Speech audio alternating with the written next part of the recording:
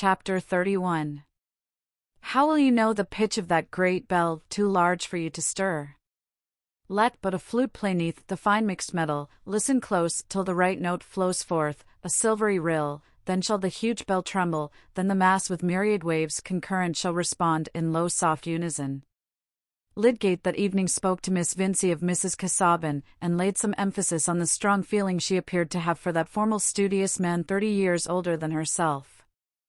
"Of course she is devoted to her husband," said Rosamond, implying a notion of necessary sequence which the scientific man regarded as the prettiest possible for a woman, but she was thinking at the same time that it was not so very melancholy to be mistress of Lowick Manor with a husband likely to die soon. "Do you think her very handsome?" "She certainly is handsome, but I have not thought about it," said Lydgate. "I suppose it would be unprofessional," said Rosamond, dimpling. "But how your practice is spreading! You were called in before to the Chethams, I think, and now, the Casaubons." "Yes," said Lydgate, in a tone of compulsory admission. "But I don't really like attending such people so well as the poor. The cases are more monotonous, and one has to go through more fuss and listen more deferentially to nonsense." "Not more than in Middlemarch," said Rosamond. "And at least you go through wide corridors and have the scent of rose leaves everywhere." "That is true, Mademoiselle de Montmorency," said Lydgate, just bending his head to the table and lifting with his fourth finger her delicate handkerchief which lay at the mouth of her reticule, as if to enjoy its scent, while he looked at her with a smile. But this agreeable holiday freedom with which Lydgate hovered about the flower of Middlemarch could not continue indefinitely. It was not more possible to find social isolation in that town than elsewhere, and two people persistently flirting could by no means escape from the various entanglements, waits, blows, clashings, motions, by which things severally go on. Whatever Miss Vincey did must be remarked, and she was perhaps the more conspicuous to admirers and critics because just now Mrs. Vincey, after some struggle, had gone with Fred to stay a little while at Stone Court, there being no other way of at once gratifying old Featherstone and keeping watch against Mary Garth, who appeared a less tolerable daughter-in-law in proportion as Fred's illness disappeared. Aunt Bulstrode, for example, came a little oftener into Lowick Gate to see Rosamond, now she was alone. For Mrs. Bulstrode had a true sisterly feeling for her brother, always thinking that he might have married better, but wishing well to the children. Now Mrs. Bulstrode had a long-standing intimacy with Mrs. Plymdale. They had nearly the same preferences in silks, patterns for underclothing, chinaware, and clergymen. They confided their little troubles of health and household management to each other, and various little points of superiority on Mrs. Bulstrode's side, namely, more decided seriousness, more admiration for mind, and a house outside the town, sometimes served to give color to their conversation without dividing them, well-meaning women both, knowing very little of their own motives. Mrs. Bulstrode, paying a morning visit to Mrs. Plymdale, happened to say that she could not stay longer, because she was going to see poor Rosamond. "Why do you say poor Rosamond?" said Mrs. Plymdale, a round-eyed sharp little woman, like a tamed falcon. "She is so pretty, and has been brought up in such thoughtlessness. The mother, you know, had always that levity about her, which makes me anxious for the children." "Well, Harriet, if I am to speak my mind," said Mrs. Plymdale, with emphasis, "I must say, anybody would suppose you and Mr. Bulstrode would be delighted with what has happened, for you have done everything to put Mr. Lydgate forward." "Selina, what do you mean?" said Mrs. Bulstrode, in genuine surprise. "Not but what I am truly thankful for Ned's sake," said Mrs. Plymdale. "He could certainly better afford to keep such a wife than some people can, but I should wish him to look elsewhere. Still, a mother has anxieties, and some young men would take to a bad life in consequence. Besides, if I was obliged to speak, I should say I was not fond of strangers coming into a town." "I don't know, Selina," said Mrs. Bulstrode, with a little emphasis in her turn. "Mr. Bulstrode was a stranger here at one time. Abraham and Moses were strangers in the land, and we are told to entertain strangers. And especially," she added, after a slight pause, "when they are unexceptionable. I was not speaking in a religious sense, Harriet. I spoke as a mother. Selina, I am sure you have never heard me say anything against a niece of mine marrying your son." "Oh, it is pride in Miss Vincey, I am sure it is nothing else," said Mrs. Plymdale, who had never before given all her confidence to Harriet on the subject. "No young man in Middlemarch was good enough for her, I have heard her mother say as much. That is not a Christian spirit, I think. But now, from all I hear, she has found a man as proud as herself." "You don't mean that there is anything between Rosamond and Mr. Lydgate?" said Mrs. Bulstrode, rather mortified at finding out her own ignorance. "Is it possible you don't know, Harriet?" "Oh, I go about so little, and I am not fond of gossip, I really never hear any. You see so many people that I don't see. Your circle is rather different from ours." "Well, but your own niece and Mr. Bulstrode's great favourite, and yours too, I am sure, Harriet. I thought, at one time, you meant him for Kate, when she is a little older." "I don't believe there can be anything serious at present," said Mrs. Bulstrode. "My brother would certainly have told me."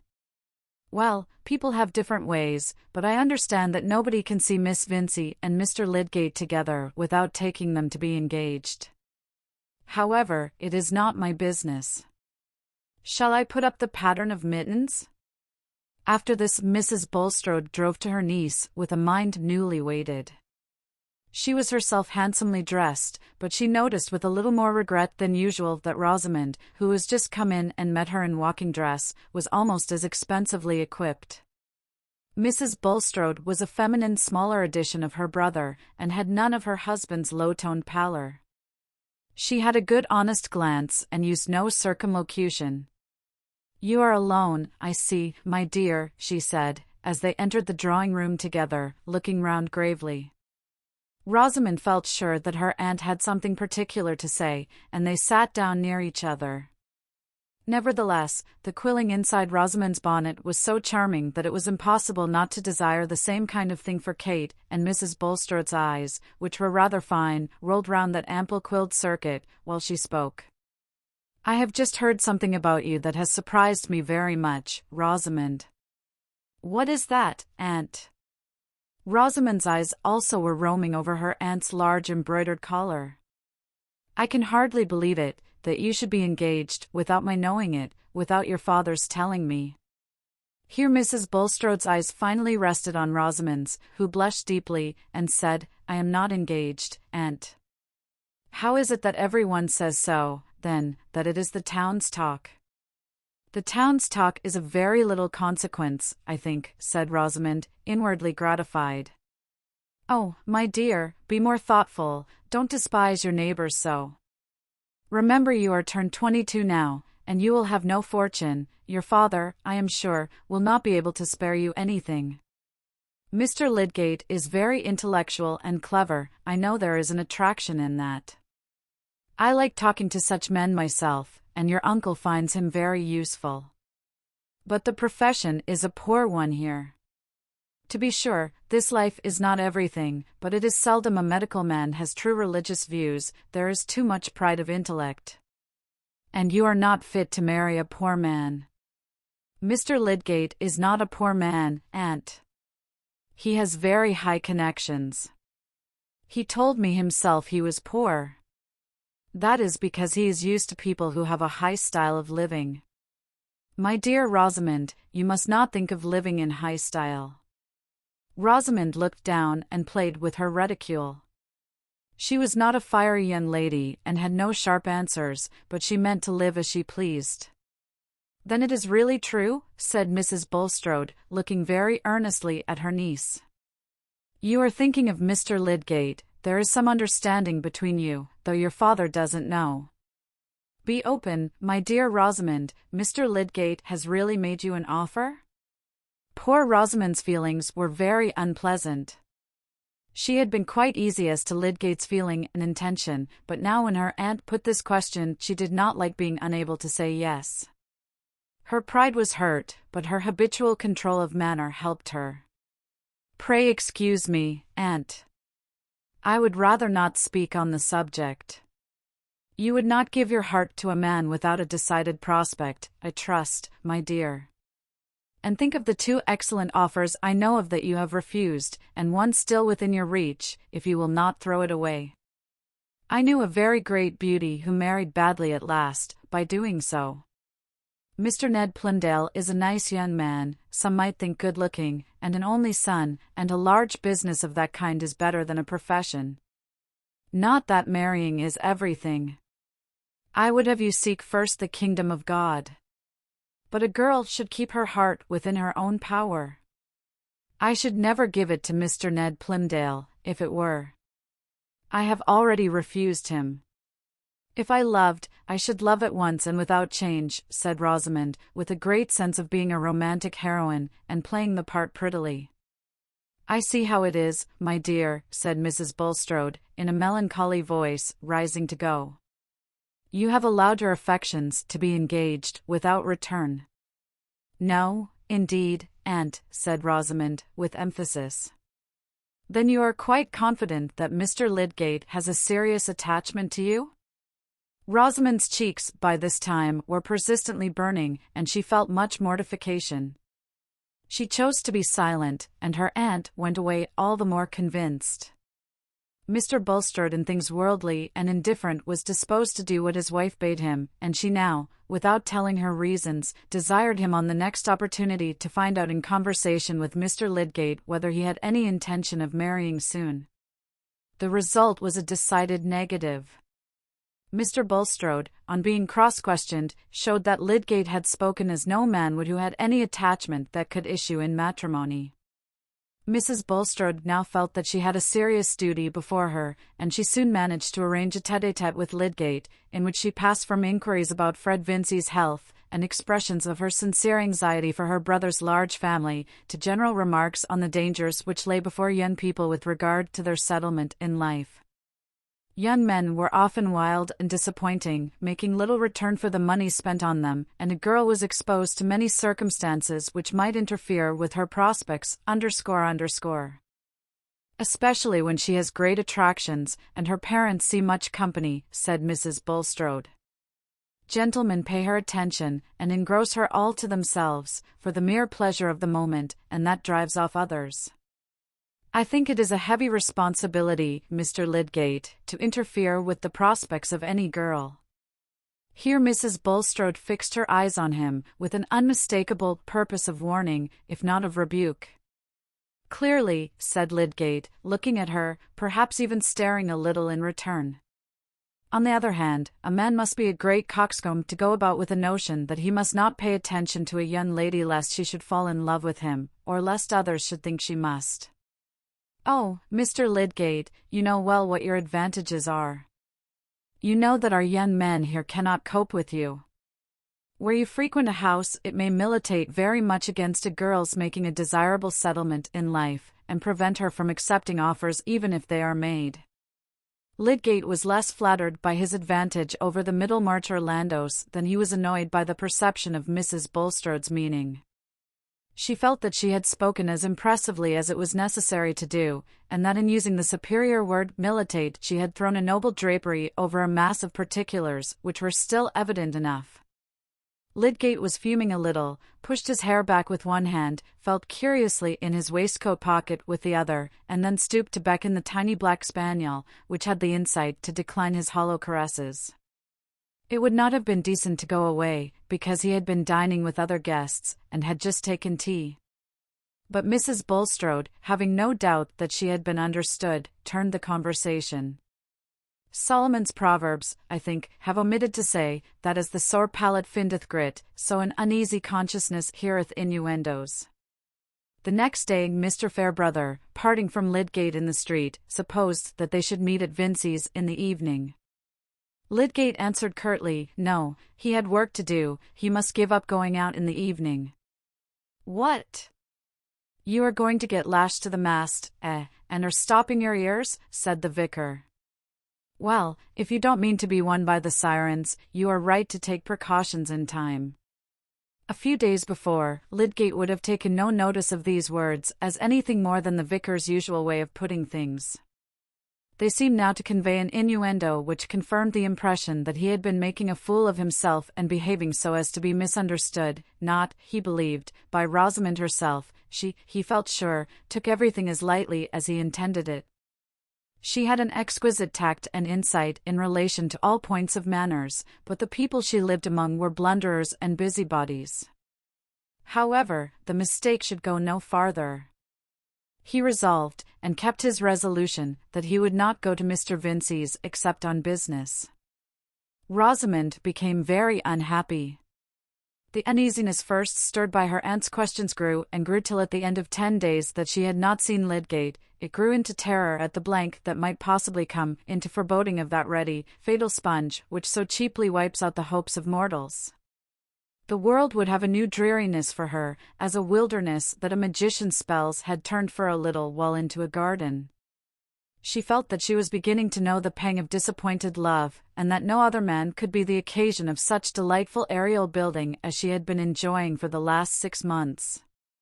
Poor Rosamond lost her appetite and felt as forlorn as Ariadne, as a charming stage Ariadne left behind with all her boxes full of costumes and no hope of a coach. There are many wonderful mixtures in the world which are all alike called love, and claim the privileges of a sublime rage, which is an apology for everything, in literature and the drama. Happily Rosamond did not think of committing any desperate act. She plaited her fair hair as beautifully as usual, and kept herself proudly calm.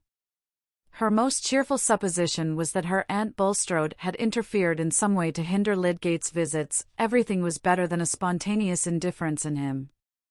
Anyone who imagines 10 days too short a time, not for falling into leanness, lightness, or other measurable effects of passion, but for the whole spiritual circuit of alarmed conjecture and disappointment, is ignorant of what can go on in the elegant leisure of a young lady's mind.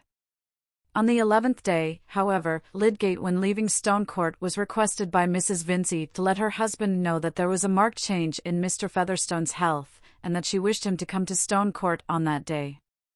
Now Lydgate might have called at the warehouse, or might have written a message on a leaf of his pocket-book and left it at the door. Yet these simple devices apparently did not occur to him, from which we may conclude that he had no strong objection to calling at the house at an hour when Mr. Vincey was not at home, and leaving the message with Miss Vincey. A man may, from various motives, decline to give his company, but perhaps not even a sage would be gratified that nobody missed him. It would be a graceful, easy way of piecing on the new habits to the old, to have a few playful words with Rosamond about his resistance to dissipation, and his firm resolve to take long fasts even from sweet sounds. It must be confessed, also, that momentary speculations as to all the possible grounds for Mrs. Bulstrode's hints had managed to get woven like slight clinging hairs into the more substantial web of his thoughts. Miss Vincey was alone, and blushed so deeply when Lydgate came in that he felt a corresponding embarrassment, and instead of any playfulness, he began at once to speak of his reason for calling, and to beg her, almost formally, to deliver the message to her father. Rosamond, who at the first moment felt as if her happiness were returning, was keenly hurt by Lydgate's manner. Her blush had departed, and she assented coldly, without adding an unnecessary word, some trivial chainwork which she had in her hands enabling her to avoid looking at Lydgate higher than his chin. In all failures, the beginning is certainly the half of the whole. After sitting 2 long moments while he moved his whip and could say nothing, Lydgate rose to go, and Rosamond, made nervous by her struggle between mortification and the wish not to betray it, dropped her chain as if startled, and rose too, mechanically. Lydgate instantaneously stooped to pick up the chain. When he rose, he was very near to a lovely little face set on a fair long neck which he had been used to see turning about under the most perfect management of self-contented grace. But as he raised his eyes, now he saw a certain helpless quivering which touched him quite newly, and made him look at Rosamond with a questioning flash. At this moment she was as natural as she had ever been when she was 5 years old. She felt that her tears had risen, and it was no use to try to do anything else than let them stay like water on a blue flower, or let them fall over her cheeks, even as they would. That moment of naturalness was the crystallizing feather touch. It shook flirtation into love. Remember that the ambitious man who was looking at those forget-me-nots under the water was very warm-hearted and rash. He did not know where the chain went. An idea had thrilled through the recesses within him, which had a miraculous effect in raising the power of passionate love lying buried there in no sealed sepulchre, but under the lightest, easily pierced mold. His words were quite abrupt and awkward, but the tone made them sound like an ardent, appealing avowal. "What is the matter? You are distressed. Tell me, pray." Rosamond had never been spoken to in such tones before. I am not sure that she knew what the words were, but she looked at Lydgate and the tears fell over her cheeks. There could have been no more complete answer than that silence, and Lydgate, forgetting everything else, completely mastered by the outrush of tenderness at the sudden belief that this sweet young creature depended on him for her joy, actually put his arms round her, folding her gently and protectingly. He was used to being gentle with the weak and suffering, and kissed each of the two large tears. This was a strange way of arriving at an understanding, but it was a short way. Rosamond was not angry, but she moved backward a little in timid happiness, and Lydgate could now sit near her and speak less incompletely. Rosamond had to make her little confession, and he poured out words of gratitude and tenderness with impulsive lavishment. In half an hour he left the house an engaged man, whose soul was not his own, but the woman's to whom he had bound himself. He came again in the evening to speak with Mr. Vincey, who, just returned from Stone Court, was feeling sure that it would not be long before he heard of Mr. Featherstone's demise. The felicitous word demise, which had seasonably occurred to him, had raised his spirits even above their usual evening pitch. The right word is always a power, and communicates its definiteness to our action. Considered as a demise, old Featherstone's death assumed a merely legal aspect, so that Mr. Vincey could tap his snuff-box over it and be jovial, without even an intermittent affectation of solemnity, and Mr. Vincey hated both solemnity and affectation. Who was ever awe-struck about a testator, or sang a hymn on the title to real property? Mr. Vincey was inclined to take a jovial view of all things that evening. He even observed to Lydgate that Fred had got the family constitution after all, and would soon be as fine a fellow as ever again, and when his approbation of Rosamond's engagement was asked for, he gave it with astonishing facility, passing at once to general remarks on the desirableness of matrimony for young men and maidens, and apparently deducing from the whole the appropriateness of a little more punch.